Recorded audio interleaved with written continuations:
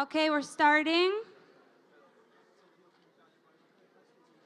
Please be seated. I'd like to ask everybody to please make sure that your cell phones are off or silenced. Please make sure that your cell phones are turned off or silenced. For those of you who were not able to join us yesterday, I want to go over very quickly the procedure for asking questions. The panelists will each have time to speak. The moderator will have time to ask questions, and then we will open to questions from the group. However, your questions must be written down. Everybody in their folders received a question sheet. Please write your questions during the course of the panel as you think of them in English, legibly, and raise your hand. We have two Shurat HaDin law student interns in the back of the room, Sophia and Yoni. They're standing up right now and waving their hands. They will watch around the room, and when you raise your hand, they will come and they will take your questions. We will then do our very best, time permitting, to ask as many of the questions as we can. Okay, and now we are going to begin our fourth panel of the conference. Please roll the clip.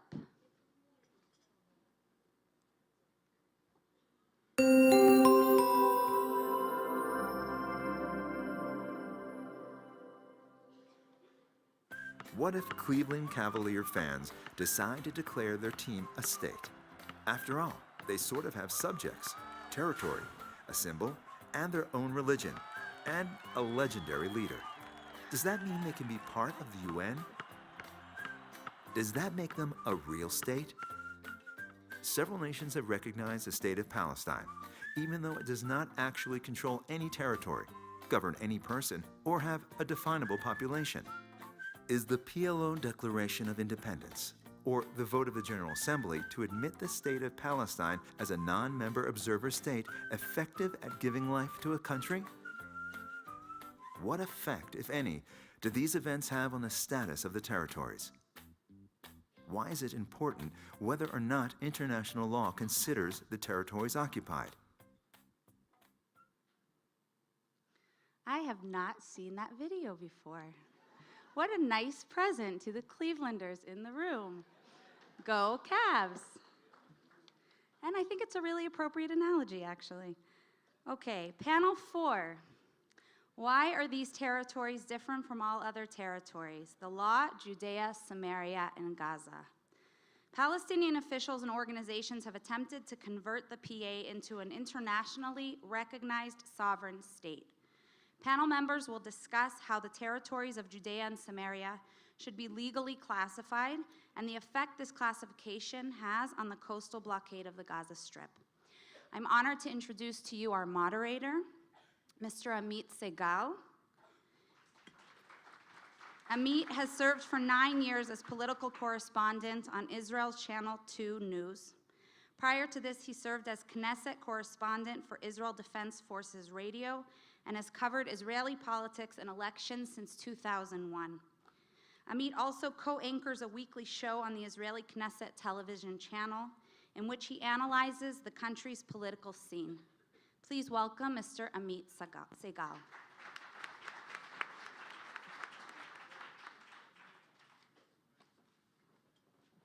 Good morning. That's a fresh way to introduce a not very fresh topic. But maybe we should use this method of the clip, of the video clip in many other subjects. Just a 3-minute drive from here, and many people will say in the very place where we're sitting now, is the junction, the meeting point of the most dramatic questions, I would say, in the diplomatic arena worldwide, both legally, territorially, and from the military perspective.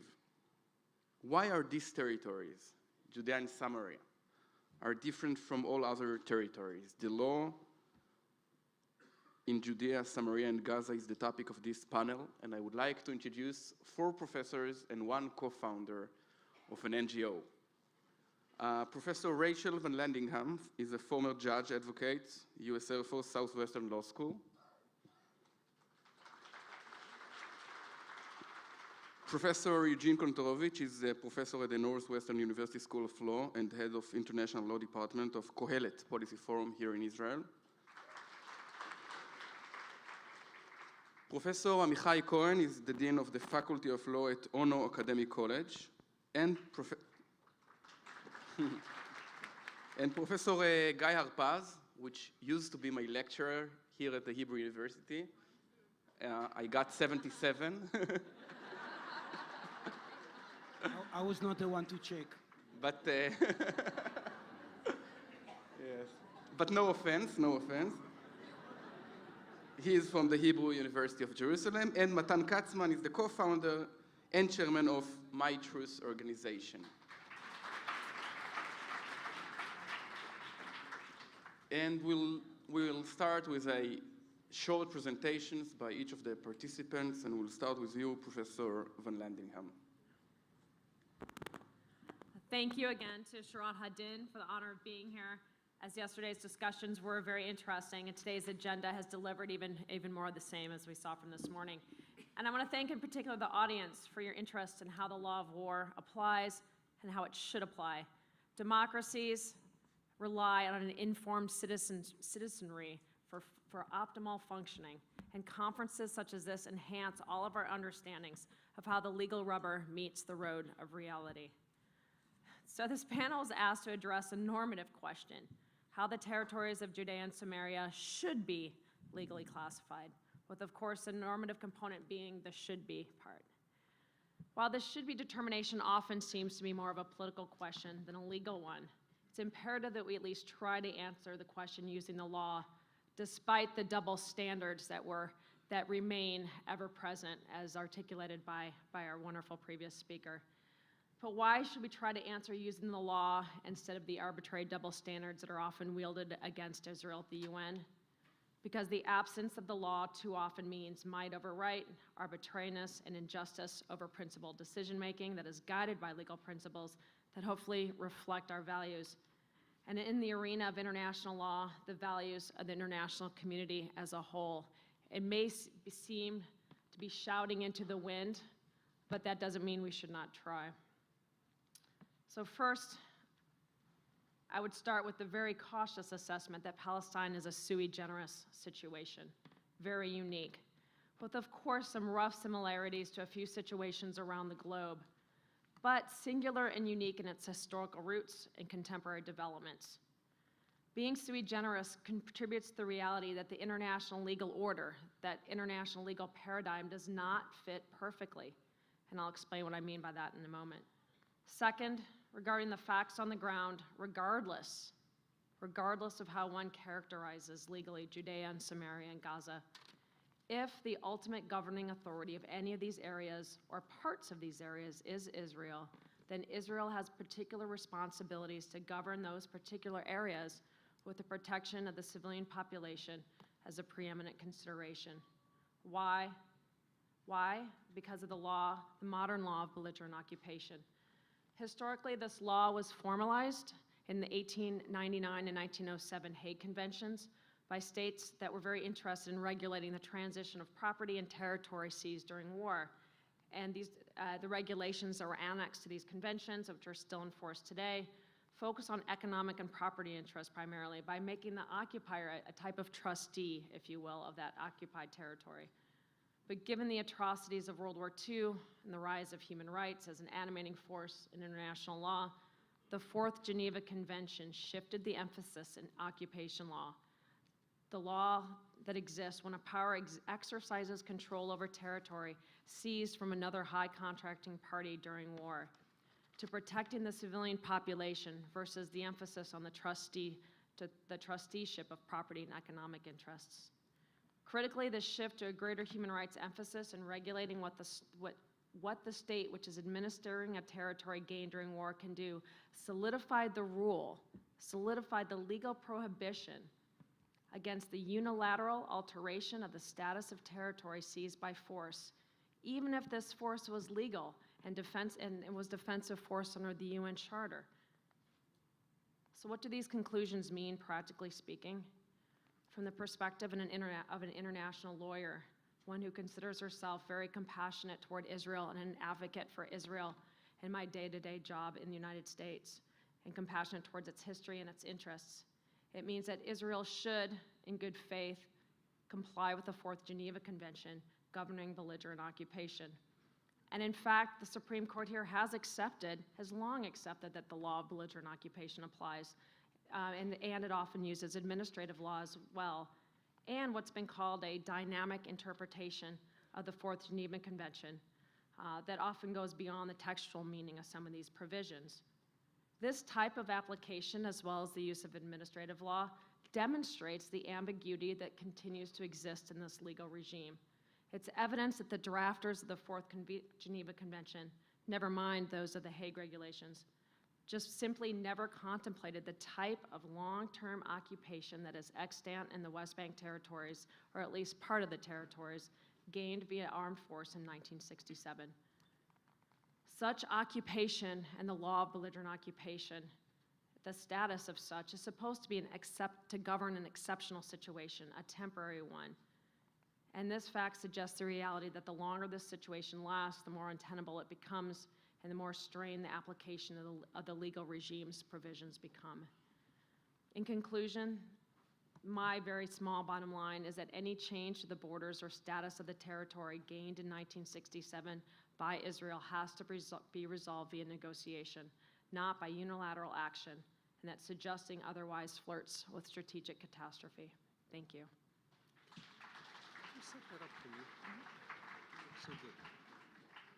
Thank you, Professor VANLANDINGHAM. And now, Professor KONTOROVICH, please. Thank you. Vast amounts have been written about the mic.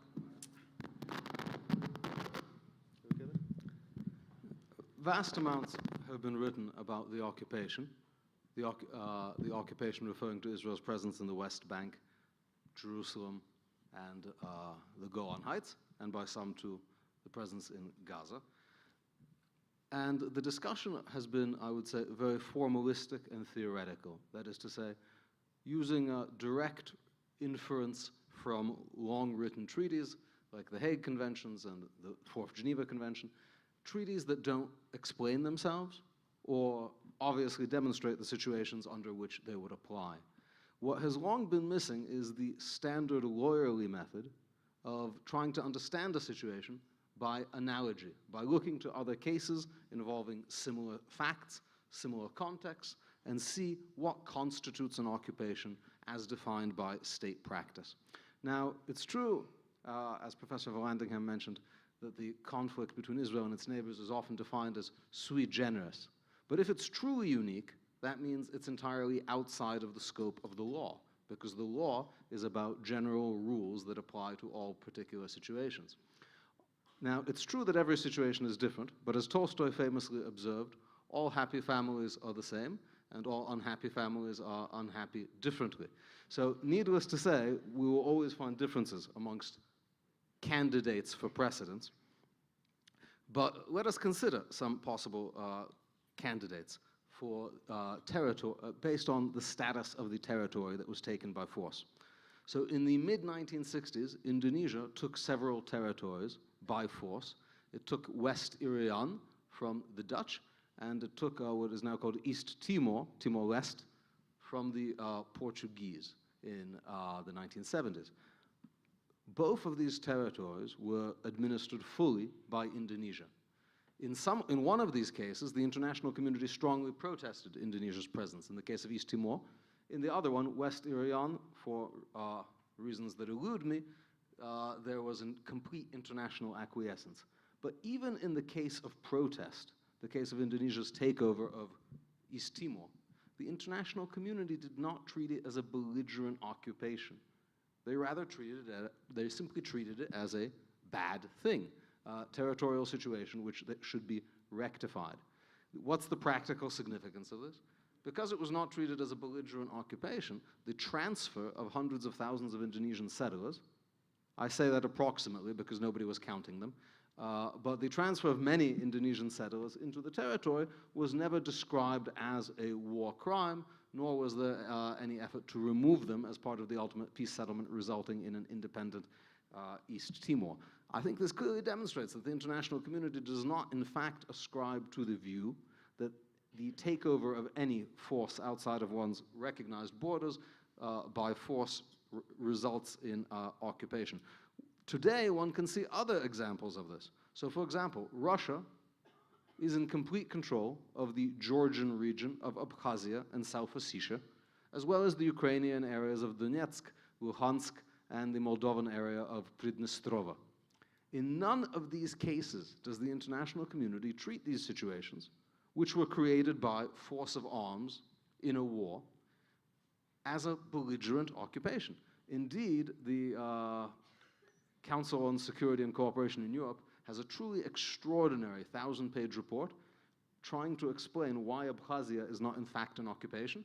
And the bottom line is because the Abkhazian government, which is controlled by Russia, 90% of the budget comes from Russia, the currency is Russian, the passports are Russian, but they have their own independent defense forces, is what's written in this report. Now, it's true that the head of those defense forces is a colonel in the Russian Interior Ministry, but nonetheless, this was said to be enough to show that this is a separate entity. Now, since then, Russia has signed a treaty with Abkhazia, fully integrating those said military forces.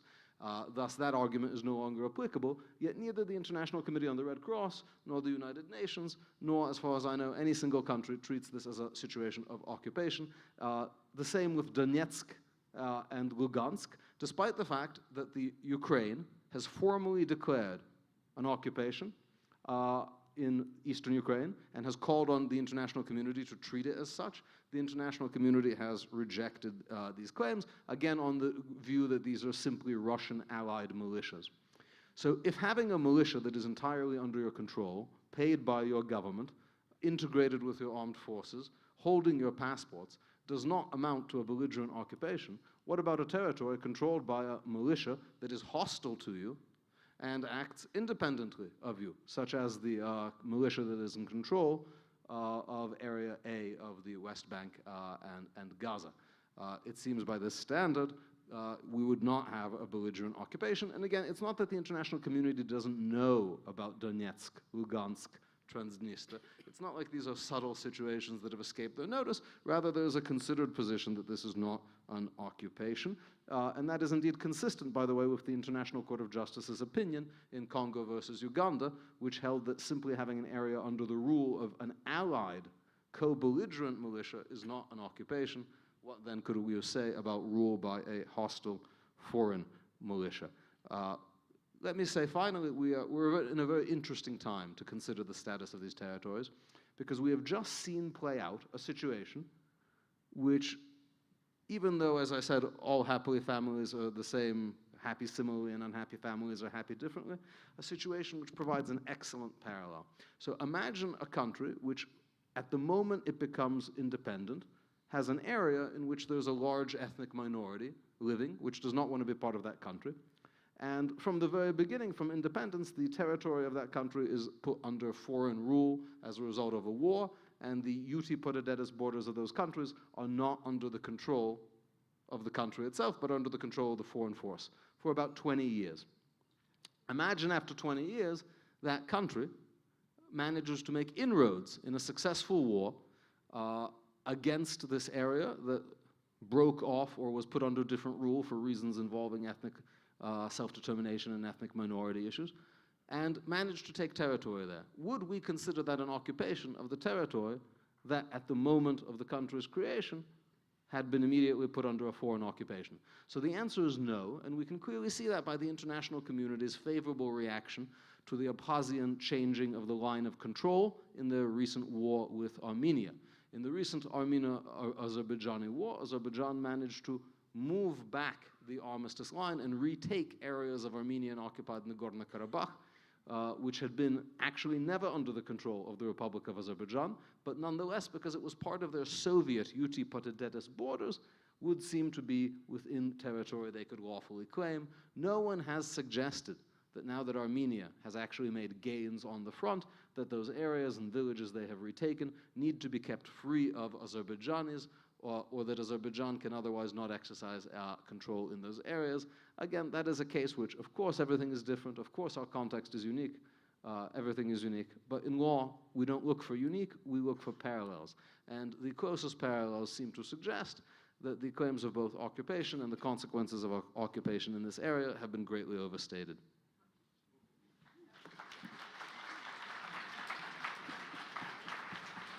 Thank you very much, Professor Amichai Cohen. Thank you very much, and thank you for Shurat HaDin for inviting me to this wonderful conference. So the previous presentations were about normative international law. My presentation will be descriptive about domestic and not necessarily about law, but more about history and politics. I want to start a little bit by explaining the history of Israel's position regarding the territories. Now, in 1967, when Israel came to control the territories,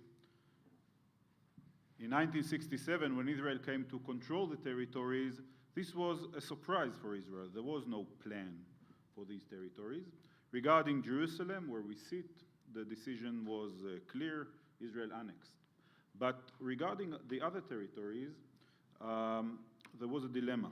And the dilemma was that politically, it was not possible to declare that these were not Israeli areas, and it was not possible to declare that there were Israeli areas. So Meir Shamgar, who was then the military advocate general, came with a solution, and the solution was to state that these are administered territories, which allowed Israel to keep its position ambiguous regarding the final status of the territories, and internationally to say we accept the international law of occupation. This was actually a deal between politicians and lawyers. The politicians said, listen, we don't want to say what the final status will be, but we want some kind of international legitimacy for our control over these territories. And the lawyers said, we want some kind of control over what Israel was doing.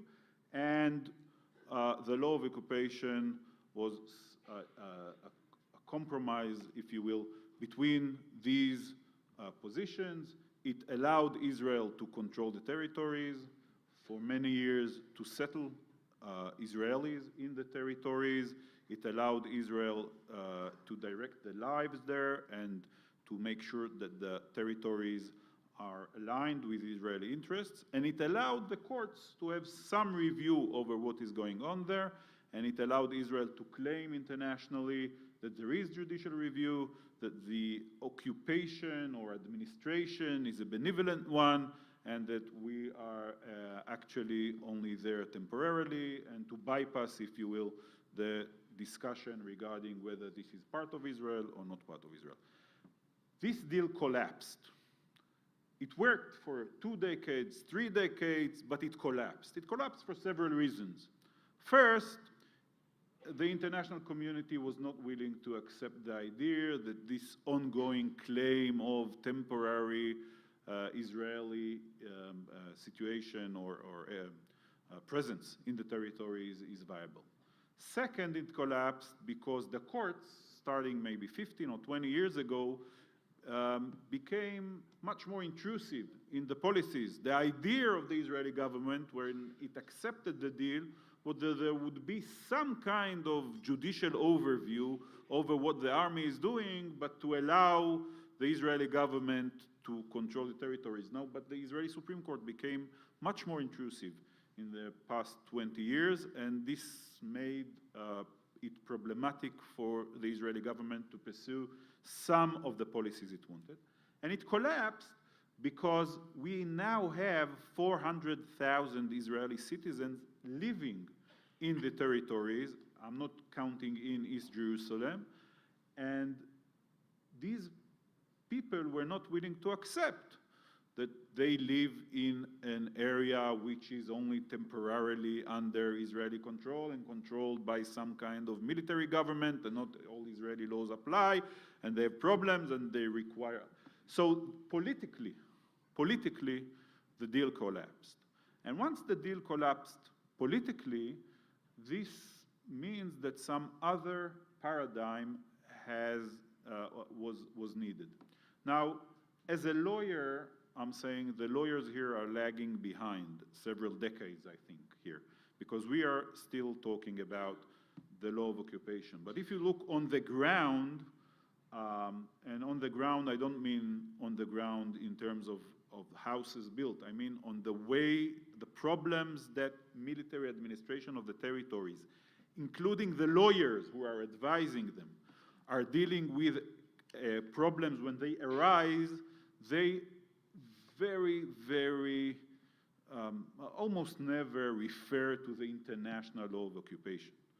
What we have now are two paradigms that are emerging in the territories. The first paradigm, I call it outsourcing. Israel has decided that it's politically unviable and there's no gain from controlling the day-to-day lives of Palestinians. Therefore, it outsourced the control over the day-to-day lives of most of the Palestinians in the territories to private, non-state entities. Israel experimented with one in the Gaza Strip, and it experiments with one in areas A and B of Judea and Samaria. These are entities that, and I completely agree with Professor Kontorovich, they don't answer, they are not part of Israeli government. They are non-state, non-Israeli, private, and I say the word outsourcing, not because I think this is actually as outsourcing in domestic law, but it's a way of thinking about it. And I'll spend a minute at the end of asking what are the legal implications here, but it's a way of thinking about a state that does not want to deal with a specific problem. What have you, some kind of social program, education, whatever you have, and privatizing it, moving it. Now, what is the role of the state there?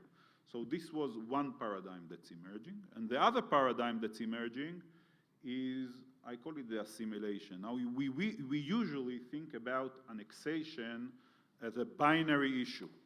0, 1, like in a computer, right? It's either annexed or it's not. But the truth is, of course, that this is not how things work. It's a process. If you walk 5 minutes, okay, you drive the road to Bet El or Ofra, or if you drive to South Gush Etzion, or if you drive to Ariel, and you walk there, there's no actual difference between the lives there and the lives of Israel proper, right, within the Green Line. It's the same.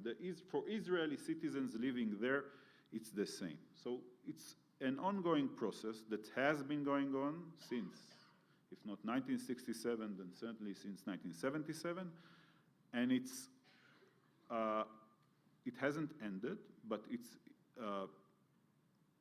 going towards a position or a status where you would be very hard-pressed to find any difference between the lives of people in Ariel and in Tel Aviv. Now, once again, this is not a normative presentation. I'm not saying this how it should or should not be. This is how it works on the ground. What does this mean legally? Legally, it means we have a situation which we do not know about. We do not know about the question of when you outsource the control, what are the rights and obligations of Israel towards these areas or these people over which control was outsourced? What is the obligation of Israel there? What are the rights of Israel there? We do not exactly know. The law of occupation, of course, does not give us an answer because it's not relevant, because it doesn't deal with this kind of situation. And once again, we do not have a clear doctrine, a clear legal doctrine to the question of what exactly are the rights and obligations of Israel in Ariel or in Gush Etzion. We do not know. There is no clear law about it. Clearly, it cannot be the law of occupation. because it's not relevant to the lives of people over there. But what is it? What are the laws over there? These are emerging paradigms, and these have to be fleshed out before we can really speak about the legal future of these areas. Thank you very much. Thank you very much, Professor HARPAZ. Hello, everyone. I wanted to thank the organizers for organizing the event and for inviting me. Actually, when I received the email with the invitation, I was very puzzled, and I asked whether they genuinely wish me to arrive, and they answered positively. So I'm happy to be here, and I guess I'm in the position of the Smolan Mahmad. So I hope I would fulfill my task, and hopefully I would be re-invited next year. I wanted to share with you some of my critical thoughts about the jurisprudence of the Israeli Supreme Court. I'll just call the bodyguard. Yes, yes. I wanted to share with you some of my critical thoughts about the jurisprudence of the Israeli Supreme Court and about various means employed by the court, the end result of which is to erode the relevance of the laws of belligerent occupation and blur the green line segregating or separating between Israel and the West Bank. The Supreme Court initially, as AMICHAI mentioned, read the laws of belligerent occupation in a very conservative way, very narrow. So it told the army that the army can only employ means either to advance security or to advance the civilian needs of the civilian population, namely the Palestinians, and the court underscored the fact that security doesn't mean the broad security interest of the state of Israel as such, but only the security of the occupier and the West Bank. So that was first generation jurisprudence. Later, when the settlers settled, the court actually expanded its reading of the laws of belligerent occupation, and it emphasized the fact that the army can employ means not only to protect the Palestinians, but also the settlers. And on top of that, security should not be read narrowly, namely protecting the occupier, but also protecting the state of Israel. So you can establish the fence, the security fence, in order to protect the settlers and protect the state of Israel, even if that would entail expropriating private Palestinian land. Later, the court moved to the third generation jurisprudence of recent years, when the court says, no, the army must employ security means to protect each and every Israeli in the territories, even if he is not a settler. So if I decide as a non-settler to enter the territories, the military commander is under a legal duty to protect me, and he must discharge, or he would discharge his duty by imposing limitation on the rights of the Palestinians. So my critical argument would be that by expanding the reading of the laws of belligerent occupation, you actually erode the privileged status granted by the Fourth Geneva Convention to the protected persons. And who are the protected persons? It's not me or my family, but the Palestinians. And the court actually turns the legal or normative pyramid upside down by placing me or the Israelis at the top and the Palestinians at the bottom. So that's one means of a judicial mean. Another mean is actually to rely more heavily on the Hague regulations and less on the Geneva regulations. The Hague regulations are more security laden, and the Geneva regulations are more tilted in favor of civilian needs, and the court obviously favors, by and large, the Hague over the Geneva. Another judicial mean that actually assists in eroding the relevance or validity of the laws of belligerent occupation is the refusal of the court to adjudicate the legal issue, the legal issue as to the legality or illegality of the entire settlement project. The court says that this issue is, by and large, the core of the issue is actually high politics as opposed to legal issues, and therefore the court refuses to question the legality of the settlement movement as such. Another judicial means is to decide or to underscore the fact that the army must protect the settlers irrespective of the legality or illegality of the relevant settlement. in accordance with the jurisprudence of the International Court of Justice, the settlement movement is illegal per se, and therefore it's not entitled to legal protection, or at least that's my reading of the advisory opinion. The court, the Israeli court, utterly disagrees with this position, and the court insists on the fact that the question of illegality or illegality of the settlement or relevant or specific settlement is utterly irrelevant to the question whether the state of Israel is bound to protect the settlers, and Israel and the military commander is bound to protect each and every settler irrespective of the legality or illegality of the relevant settlement.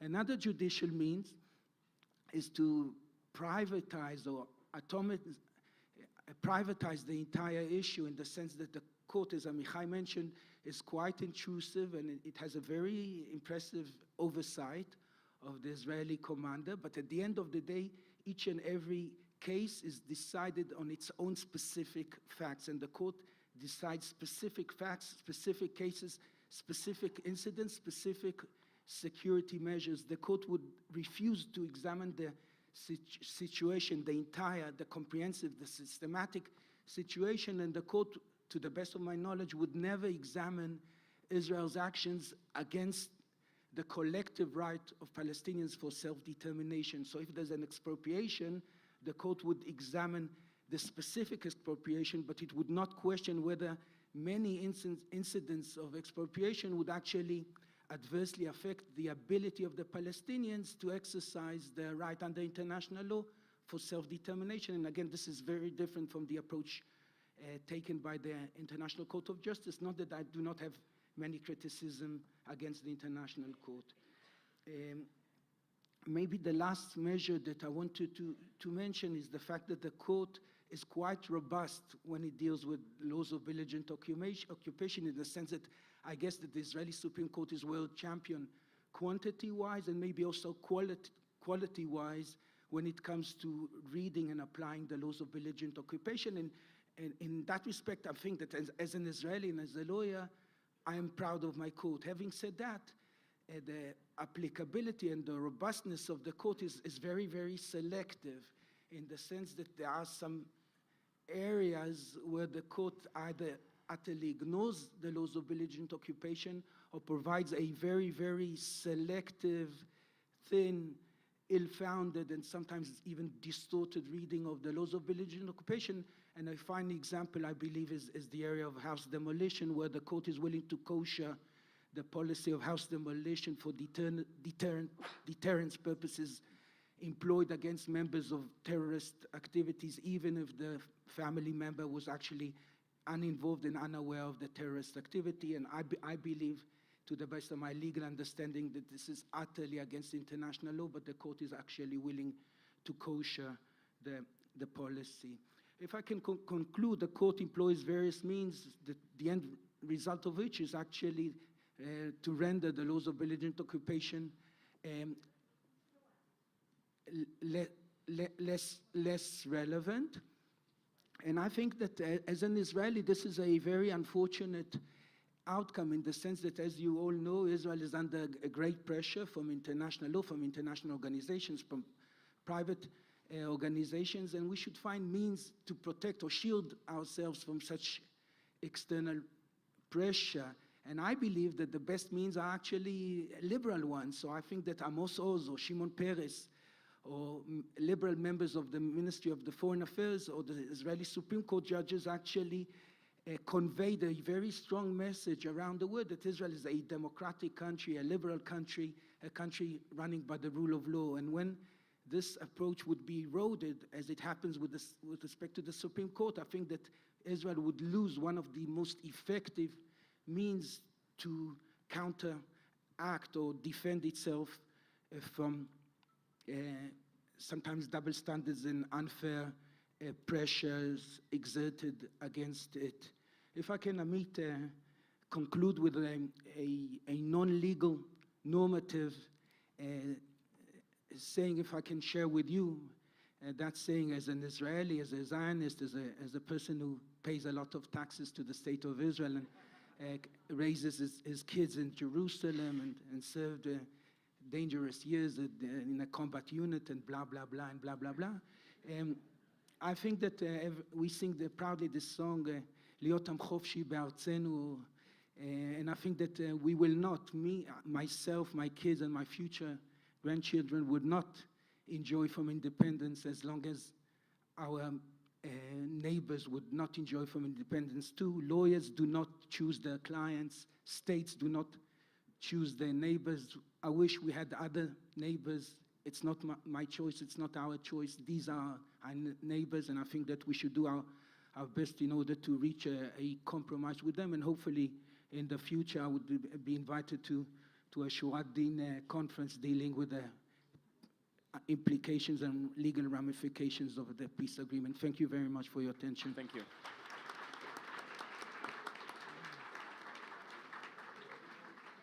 Mr. KATZMAN. Thank you, Amit. First, I would like to, of course, thank Shurat HaDin for once again organizing this extraordinary conference, and I'd also like to thank my co-panelists for their remarks. Although I did study law, and please don't hold me accountable for it, I am not an expert on international law, such as my co-panelists. Instead, I wish to bring a little bit of practicality into the discussion, a bit of what I call the on-the-ground experience. I am currently a company commander in a reserve infantry unit in Israel. I participated in the disengagement from the Gaza Strip in 2005 as a young soldier. I participated in almost every single focal point of the Gaza conflict since 2006, including Operation Autumn Cloud in 2006, Operation Cast Lead. I was called to the reserves and Pillar of Defense and Protective Edge. I served in the West Bank. I served in Lebanon. And the reason I share this short list with you is not to say, oh, I know more than anyone else because of this. I just think it's important also when we have a legal discussion also to insert a little bit of the practical feeling of what a soldier feels on the ground when we discuss occupation, both in the Gaza or in the West Bank. When we break this down to the Israeli reality, we see that the battlefield in a region changed. It's not what we have seen in the past. There are new dimensions. And therefore, today in my remarks, I would like to refer to the military implications, specifically the IDF's conduct in the territories, which I think has certain implications for the discussion about the territories at last. In the past year, we've seen violence in the West Bank, the so-called Third Intifada. And also, as a ripple effect from the last Gaza war, there's much criticism and public debate regarding the conduct of IDF soldiers at large. Much of this public debate is constructive, but some of it is not, okay? Politicians, national leaders, the UN, humanitarian organizations, international press participate in this public debate and participate in also criticizing sometimes Israeli soldiers. I personally believe that much of this criticism is a bit disproportionate, and sometimes when these issues are addressed, they're also addressed in a biased manner, and I think it's important to say this. I'd like to use a few examples. First of all, I'd like to use the example of Gaza, okay? When we discuss the situation in Gaza, we talk about effective control of Gaza. Today, Hamas controls de facto the population in Gaza. It implements its authority on the people of Gaza whenever it wants and however it wants.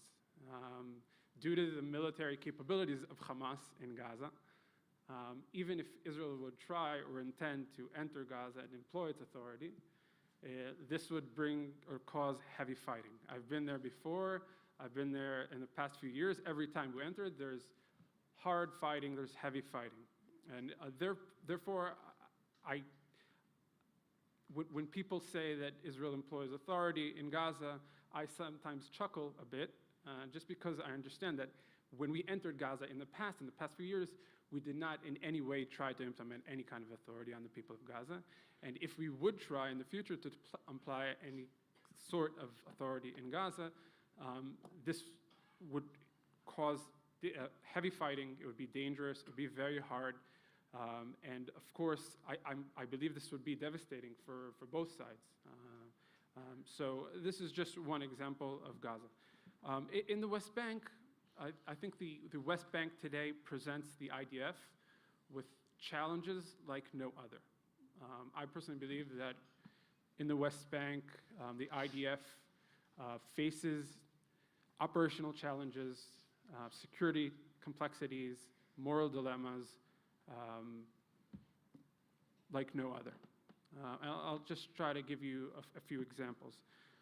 First, in Gaza, in the West Bank, what Israel tries to do is maintain stability.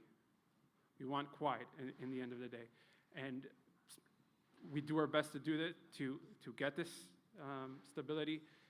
The Israeli soldiers try to follow humanitarian law as best as possible, but it faces many, many obstacles. This is an area where Palestinians and Jews live closely to each other, which creates a lot of friction. This is a place where the Israeli security forces cooperate with the Palestinian security forces in order to attain stability, but sometimes the violence or the incitement comes from the Palestinian forces. This is an area where soldiers are closely monitored by human rights organizations, NGOs, and the international press.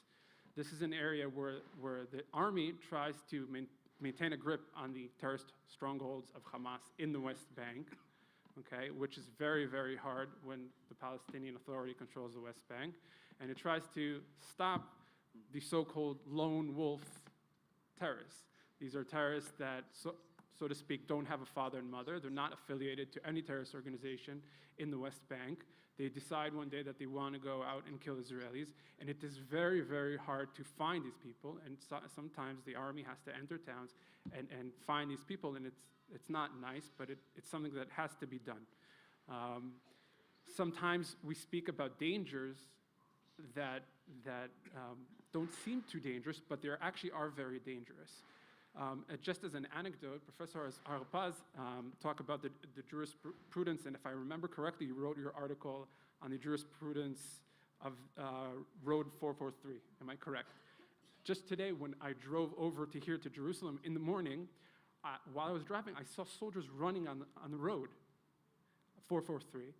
And later on, I opened Ynet, and I saw that there was an attempted attack with oil grease on the road, with rocks, with Molotov cocktails, and the security forces, Israeli soldiers, shot one of the people that did this. This is just a short anecdote to show you how complicated things are on the ground. Just to end my remarks today, I think sometimes we ask ourselves, why is there so much criticism towards Israel in the West Bank or in Gaza? I do believe that some of this criticism can be constructive. I think in the last case in the Hebron shooting, the criticism was constructive. But in many cases, this criticism is not constructive. Exactly 1 year ago, I participated in a hearing in a subcommittee of human rights in the European Union, where I spoke. The hearing was called Exchange of Views on Respect of Human Rights and International Humanitarian Law in the Gaza Conflict. This was in the European Union. Now, you can ask yourself, why would they care? But they do care. And most of the criticism that I received there, that the Israeli army received there, was not constructive criticism.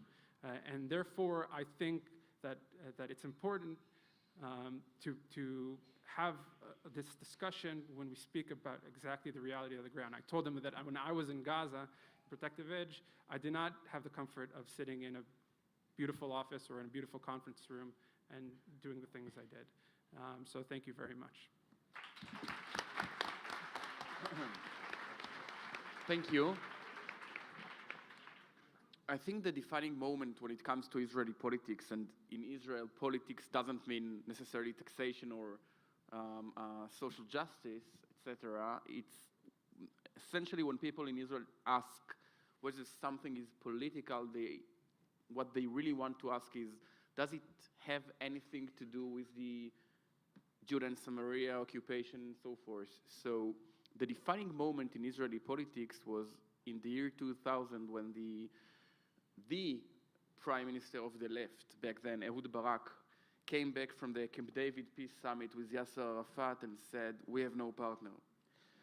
And it happened almost 16 years ago. And since then, I think that many people will get the impression that Israelis basically play chess with themselves.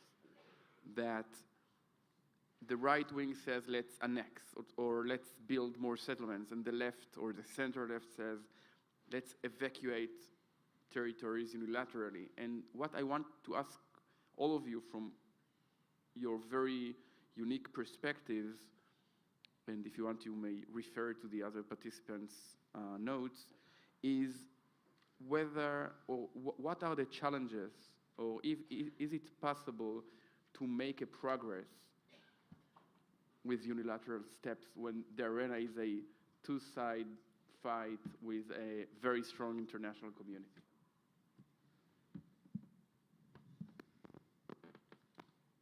Thank you. I think that's an incredible point, that Israel often plays chess with itself, but it also has the international community to play chess with, notwithstanding the Palestinian obfuscations and manipulation of that international community.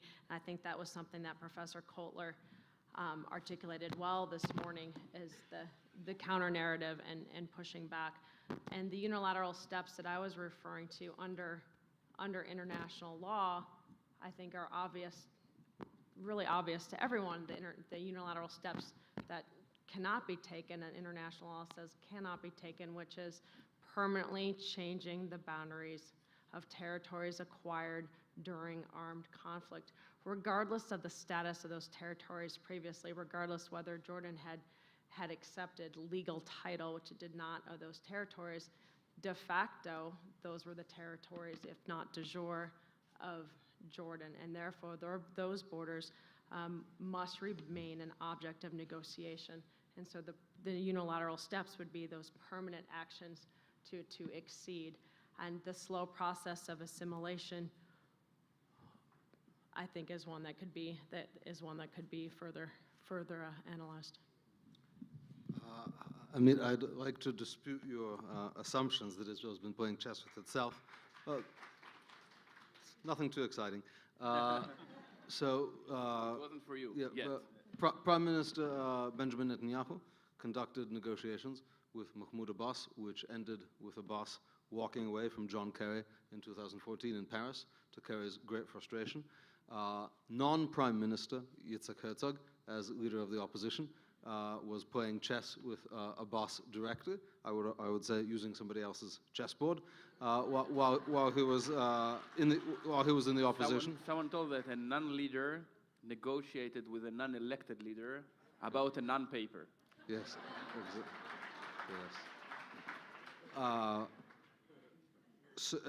Israel, when it supposedly unilaterally withdrew from Gaza, did so not just to the wide acclaim that lasted about 24 hours of the European Union, but also in coordination with the United States, which passed a resolution of both houses of the president and issued a letter from the president.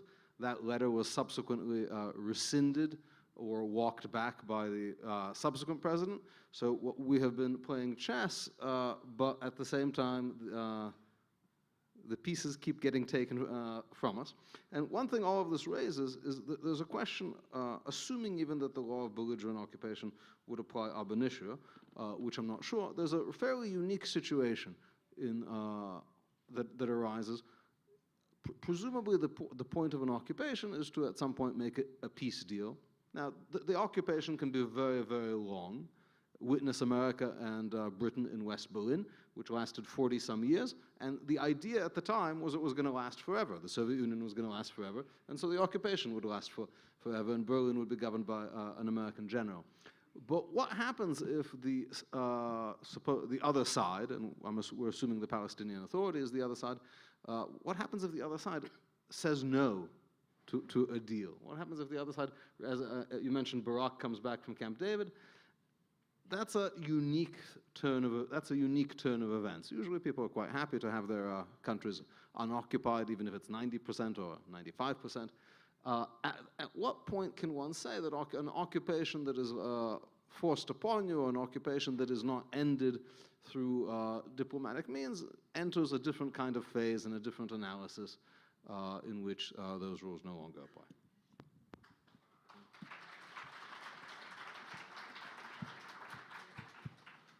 We use the term occupation to say two different things, I suggest. One is the question of the final status of the territories. Are they occupied? Does Israel have a good claim about them? Should we have a Palestinian state? This is one meaning of the term occupation. The other meaning of the term occupation is, what do we do now? What are the rights, obligations of the people, how do we administer how does Israel administer the area? Now, sometimes in Israeli politics, these are divergent terms, meaning you have a discussion about the final status. You want a two-state solution or one-state, whatever solution. And then you have a completely different discussion about the rights of the Israelis, the Palestinians, the administering of the territory. It's disconnected, completely disconnected from the discussion. Now, if I connect for a second to Professor Kotler's claim, I think from earlier, I think one could interpret one of these claims suggesting that you cannot assume that there will be a peaceful solution if one of the parties is not a rule of law abiding state or entity or whatever. So the question of the final status between the Israelis and the Palestinians will only be really solved if we pay attention and decide, have a good legal and moral doctrine about the administering of the territories, the rights, the obligations, the way that people actually live on the ground, and then perhaps a solution to the first question of the final status will come.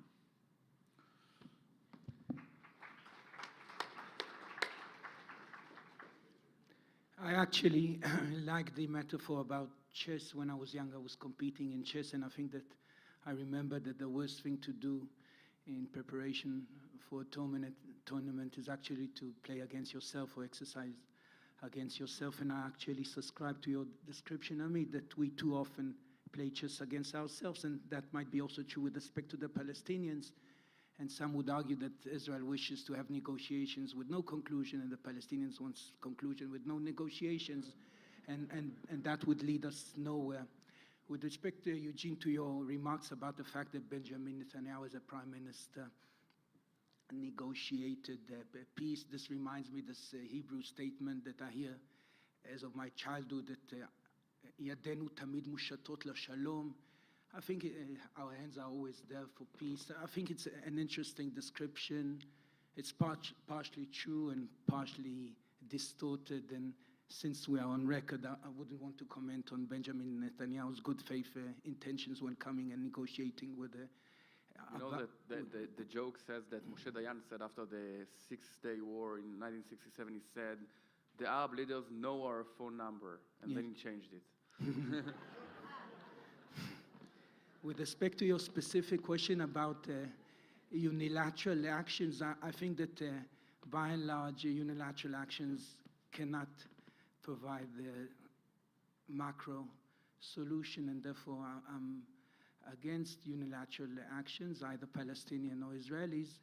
Having said that, I do not subscribe to the framing in Israel of the Palestinians' move in the United Nations as a unilateral action, the request for recognition. I think it's very cynical that Israel or the Jewish community here in Palestine approach the United Nations in Kaftet November 47, the 29th of November, and received recognition.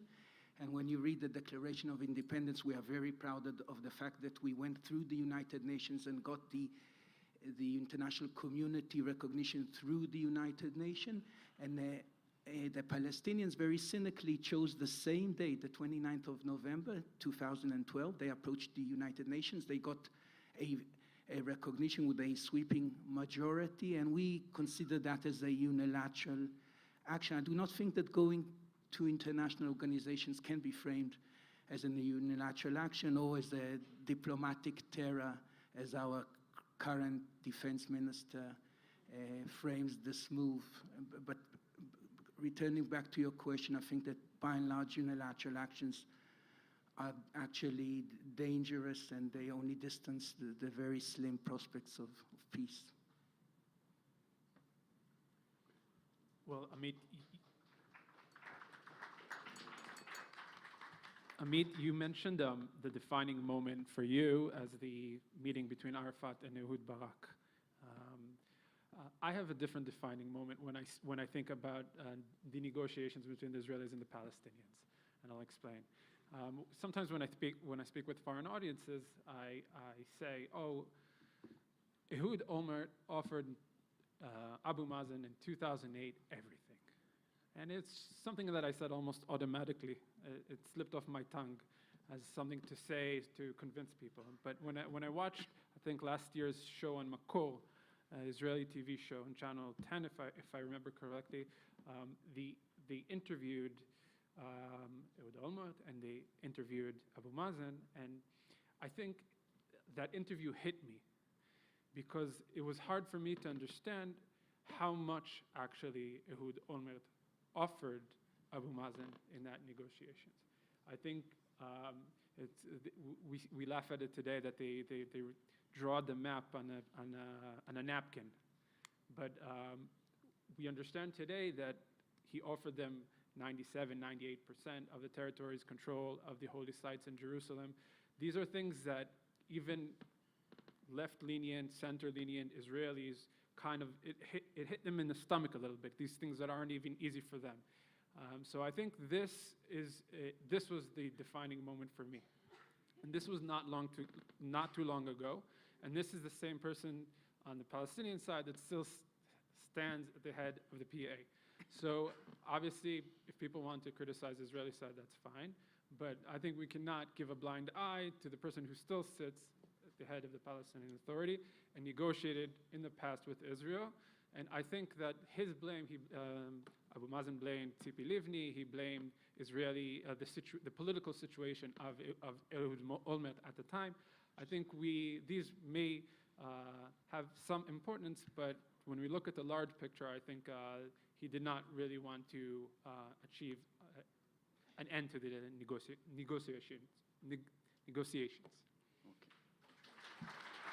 Okay. You know, when former Senator George Mitchell came to Israel in the Second Intifada some 15 years ago, he was, in his portfolio, there was the fact that he solved the Northern Ireland conflict. And then he came here and he told the then Prime Minister Ariel Sharon, you know, I solved that conflict, I can solve yours too.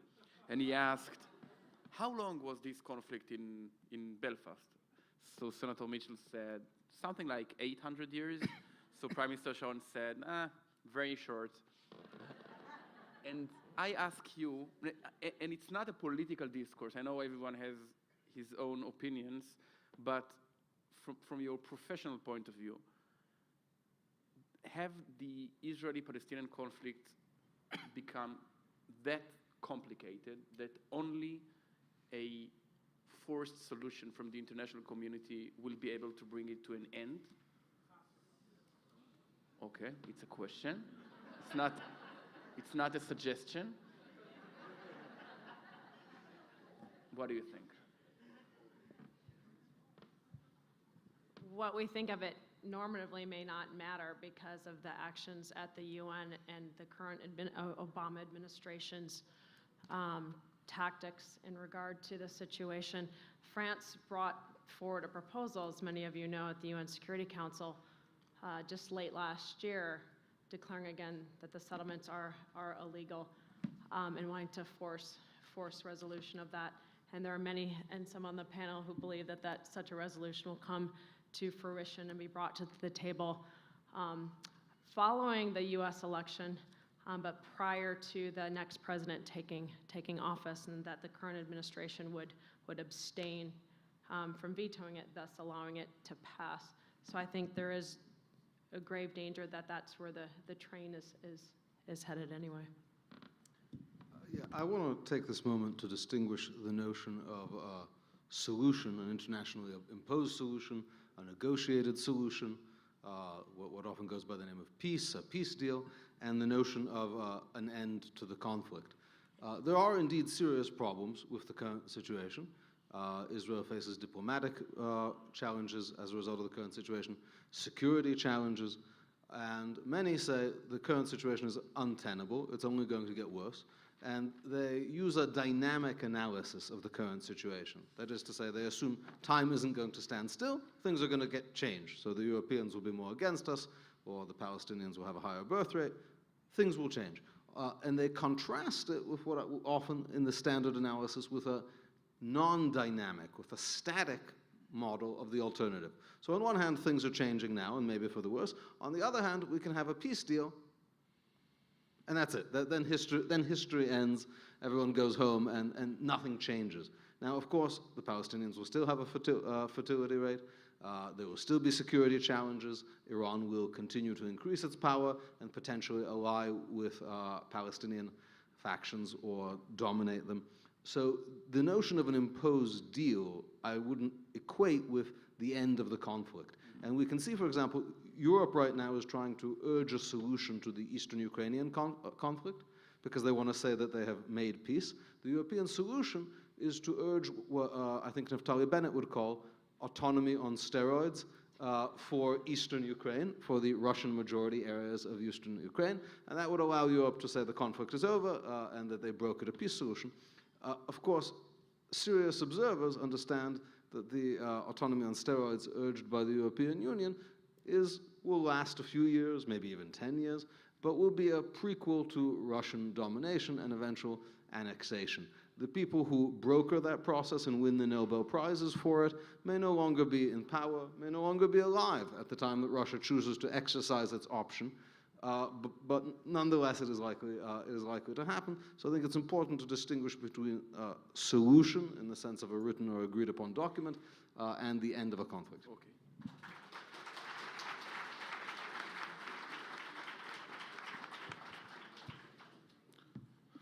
I don't know that my personal opinions are important here, but I will tell you something that perhaps is not known in Israel. There is a Palestinian pollster, a professor named Khalil Shkaki. Maybe he is considered reliable. He has two findings, consistent findings over the years. He had a very famous brother. Yeah. Let's say his brother no longer takes part in anyway, polls. but okay. But 22 years. So this. Sorry. So the first finding is that even now, most Palestinians, at least in Judea and Samaria, support this two-state solution, although they do not believe that Israel will agree to a two-state solution unless force will be used. I think this is a mirror image of the Israeli position here. I think many Israelis, in theory, in principle, support the two-state solution. Even the Prime Minister said that and the Minister of Defense, that he supports the two-state solution, but how does it play out in reality? It's a thing people can't grasp the idea that it will somehow play out on the ground. Now, his second finding is that when Palestinians ask themselves what kind of state they would like, many of their answers are actually very similar to what they see in Israel. They would like some kind of, and then you analyze their answers, and they really want an Israeli democracy in Palestine. So this means the pessimism and optimism here. So pessimism is that most Palestinians, and I assume many Israelis, don't see in reality the solution here. But the optimism here, I think that both sides, and at least the Israelis I know, and if you believe Shkaki, then also the Palestinians, think of the idea of democracy, of rule of law, as a good idea. And this would be a start. Because, of course, if you look at the situation here now, the idea that the two sides will come to some kind of an agreement without some kind, and I agree completely, without some kind of an international imposition of an agreement, which of course will not solve anything, because you'll have two states and then these states will fight. So you've gained nothing. The idea is unrealistic. But if you start from somewhere where people start to believe in their governments, then perhaps there will be some kind of maybe it won't be next year, but there is some kind of hope here for our children at least. Mm-hmm. Thank you.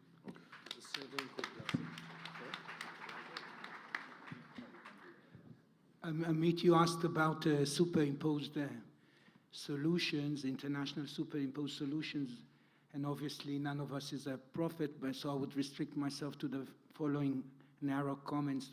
If you read your colleague Barak Ravid at Haaretz, so he warns us each and every morning about the superimposed solution tomorrow morning. I read the same headlines for years, and it's not here, and I think that it would not, do not hold your breath if you are waiting for this superimposed solution. I think that, again, I'm not a prophet, but as long as there's a US veto in New York and a partial, non-official German veto in Brussels, I think that the idea of a superimposed solution is to a large extent unrealistic. But again, we are not prophets, and never say never. My second passport is a South African passport, and I'm not making any analogy whatsoever. But I remember in South Africa that the people that felt that the situation would be perpetuated and nothing can change realities on the ground, and then change came by superimposition. So I think that we shouldn't be too confident about our immunity from superimposed solutions. I'm personally against superimposed solutions for the reasons mentioned by AMICHAI, but I personally am in favor of some international pressure to be exerted on both the Palestinians and Israel, because I think that the situation here is very bad. I think it's to a large extent perpetuated. I think that we and our neighbors need assistance to save ourselves from ourselves and come to terms with realities on the ground and stop playing chess against ourselves. And for that purpose, I would actually welcome fair, not non-constructive, not double standards, not illegal pressure, but some constructive pressure to be exerted both on Israel and on the Palestinians. Okay, thank you, everyone. We have so many questions. This is a very popular panel. And we won't be able to get to all of them, but I think what we might do is make some use of our law student interns this summer to answer some of these questions and post them and blog on them. So if your question isn't asked today, please keep an eye on Shurat HaDin's website and our Facebook page, because we may answer them this summer. Okay, and panelists, what I would suggest is maybe not all of you necessarily have to answer, and try to answer briefly, and then we can try to get as many questions as possible. Okay, Professor Robert Barnage from the US wants to know, other than 2 states for 2 people, what other territorial permeations might one imagine, if any, that would reflect both Palestinian self-determination and the continued existence of Israel as a Jewish state?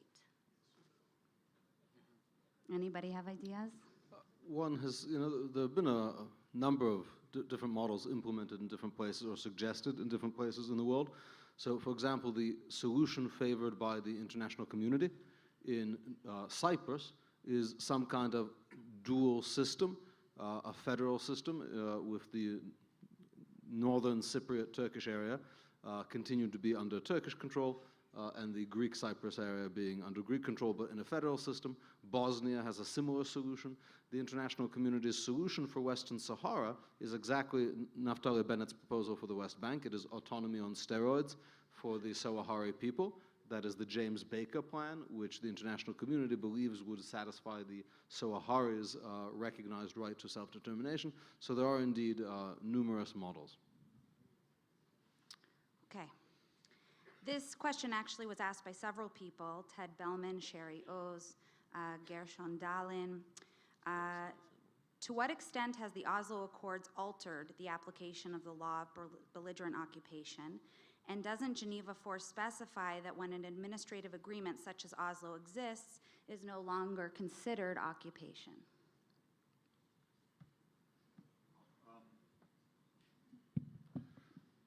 The Oslo Accords have gone through at least two, perhaps three phases.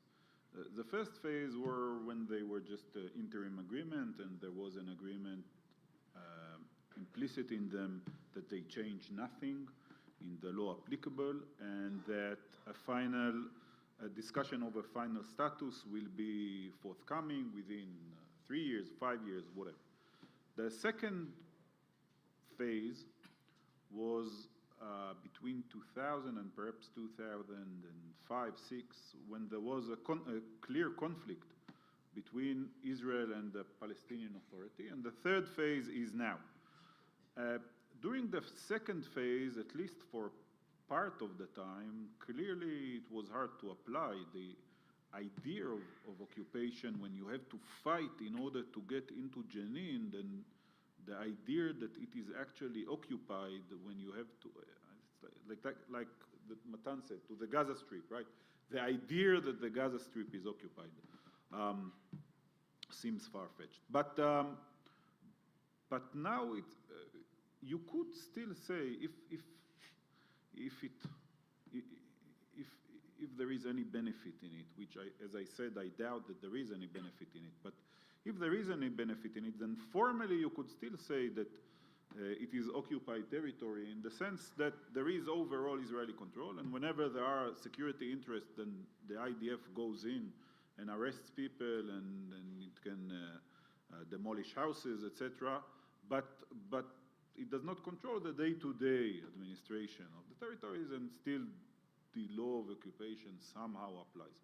Of course, as I said in my presentation, I'm not sure that there is any actual benefit in this declaration, apart from the general idea that the final status of the area is not considered, has not been decided, but the Oslo Accords themselves say it, so it's not clear what's the added value of the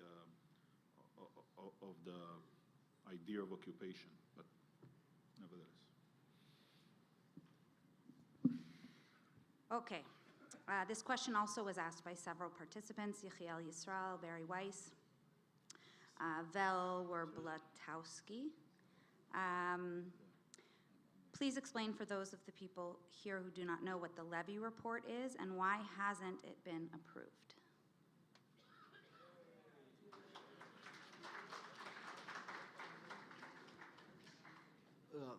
The Levy report is a report by a governmental commission, as are often created in Israel, chaired by a retired Supreme Court justice, as is often the case, which considered a variety of domestic legal and also international legal questions relating to Jewish communities in Judea and Samaria. The government has never published the conclusions of this report. The report was an advisory, non-formal, and non-binding report, which the government's not obligated to publish. I think the report is associated in many people's minds with a great defense of the legality of Israeli communities in these areas. From what I have seen of the report, and I have not read the whole thing, but I have read parts, a lot of the arguments some arguments are better than others. And there's really two different parts to the report. The part that deals with internal regulatory issues, the application of Israeli administrative law, and the international law part. And these are speaking to different audiences and maybe saying different things. And I think the government hasn't adopted it for the same reasons AMICHAI outlined about 1967, to maintain options, to maintain choices, and to maintain ambiguity. I think that is the, and also to avoid significant international criticism. Those are probably the reasons. If I may add, I would agree with each and every word of Eugene. I think it's a very, very fair and accurate and sophisticated reflection of the report. And when I read the report, or at least the report that was leaked, I think that if I would have been a supporter of the settlement movement or annexation, I would be very worried that that's the best legal analysis to be advanced in favor of such move. You said very diplomatically that it had some more persuasive, less persuasive. I think it's a very, very unpersuasive and thin analysis of the legal issues involved. And I guess, I do not know, that the report was never approved or sanctioned because of the preference for incremental, below the radar, de facto annexation as opposed to a formal one. But I think that after 50 years, a decision should be taken, either you annex or not. And this Choma Migdal exercise every day, another trick, I think it's wrong. We're a strong country, we're an independent country, we're a country ruled by the rule of law. We have to make decisions. And actually, if the majority of the people of Israel support the levy report, so it should be adopted by the government. I personally wouldn't want it to happen, but it's a democratic country. So I think that this hybrid solution of advancing a policy but not calling it the policy by its name, I think it's about time to end it. Let me say one more thing about the Levy report. The Levy report highlights a very interesting tension between the international law perspective and the municipal law perspective. To the extent that politically it was seen as a response to the Sasson report from 2005, the Sasson report didn't deal so much with international legal status as with the extent of Israeli government authorization for settlements, and found that a large number of settlements did not have the requisite number of administrative permits and permissions. So that's and that's seen as a criticism. So those on the Sasson list are called illegal settlements. Now, from an international law perspective, if these places have not been authorized by the government, if the government did not want them or did not know about them or did not fully permit them through the complicated government process, the illegal settlements, which are seen as the worst ones, they should dafka be the legal settlements because the government was not excited about their creation. And so the illegal settlements under municipal law should be the legal ones under international law. The Levy report creates the opposite problem. If, as the Levy report says, the government was very excited about all these, then maybe they would be illegal under international law. But this is a disconnect between the international law and the two different audiences that they're being spoken to. Okay, I think we have time for one more. What does the ICRC's major 2012 study on the law of occupation and other forms of territorial administration suggest about the clarity of the law of occupation today?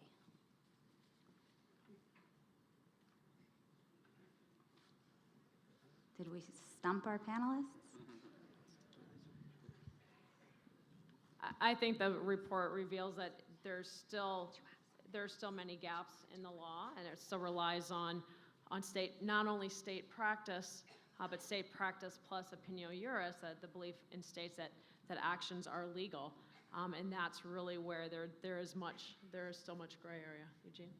Yeah, so I think it didn't address a lot of important situations, but I think what's more important than the report itself is the addendum or the clarifying statement that was issued, I believe, just this summer in a special meeting of the ICRC to say while it may not be clear from our discussion of the rules of occupation, if you read it, you would not think that it means Gaza is occupied. And they don't use the word Gaza. They say a place that used to be occupied, but now it's like not really occupied, but there's a blockade. But we want to make clear that it is the consensus of everyone that in that exact situation of blockade, there would be, that would be considered occupied. However, at the same time, the international community does not seem to treat Yemen, which is under a much, much more rigorous and crippling and inhumane blockade, as occupied by Saudi Arabia and its coalition, which includes the United States. So it seems to require a very particular set of circumstances. But that addendum, which they got specifically together to release, I think is in itself an extraordinary document. Okay, thank you so much to our panelists and to our moderator. Ladies and gentlemen, we are releasing you now for lunch, which is on the ground floor. Please don't worry, there's plenty of food and plenty of time. We ask you to be back in your seats by 10 to 1, 5 to 1. We do have to start exactly on time. We have a very busy afternoon. Thank you.